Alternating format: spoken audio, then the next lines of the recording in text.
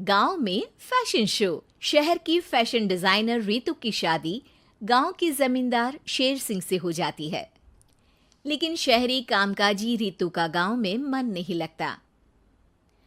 क्या सासू माँ, ये गांव में तो कुछ नहीं है, मेरा दिल ही नहीं लगता यहाँ, क्या करूं मैं।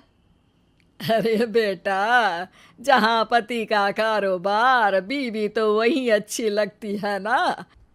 अब हम लोग इतने पैसे वाले हैं कि गांव में मेरे बेटे लायक लड़की ही नहीं मिली। अरे माँ, मैं तो ये बोल रही हूँ कि क्या करूं जिससे मेरा थोड़ा दिल लगे। अरे बेटा, मैं भी शहर की थी। यहाँ आकर मैंने गांव में स्कूल खोल लिया। बच्चों को पढ़ाती थी तो मन लग जाता था। तू भी कुछ देख ले जिससे गांव की बहू बेटियों का भला हो जाए और तेरे जमींदार ससुर जी का नाम भी हो जाए। रितु क्या करती, फैशन डिजाइनिंग वाले कपड़ों को गांव की औरतों पर कैसे ट्राई करती। लेकिन एक दिन, अरे क्या बात है डार्लिंग, बड़ी जल्दी उठ गई।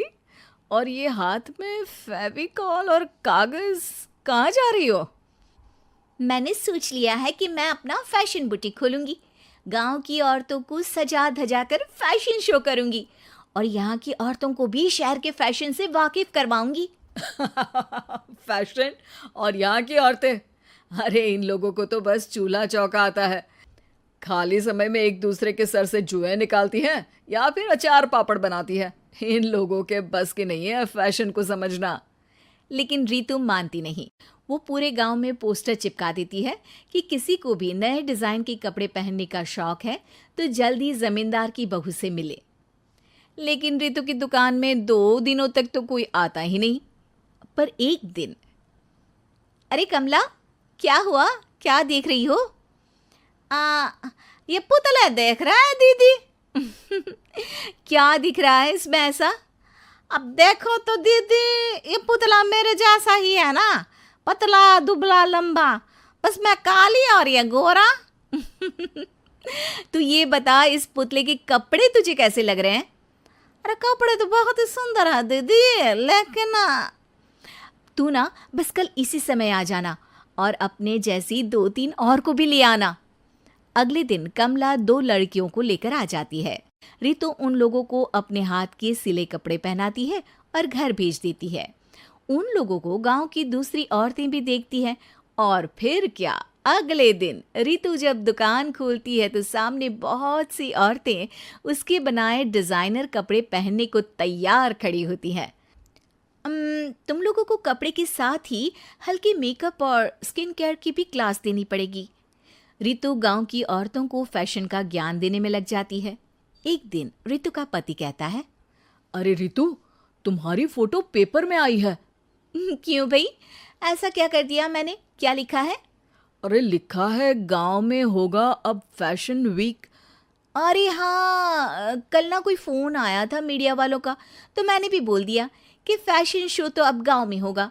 लग रहा है उसी की खबर बना दी है। तभी रितु को एक फ़ोन आता है। हेलो, कौन बोल रहा है?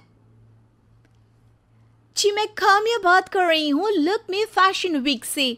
हम लोगों ने आपका काम देखा। हम शहर वर्सेस गांव का फैशन थीम में एक फैशन शो आपके गांव में करना चाहते हैं। अरे वाह, ये तो बहुत ही अच्छी बात है। मैं अपनी मॉडल्स के साथ शो में हिस्सा ज़रूर लूँगी।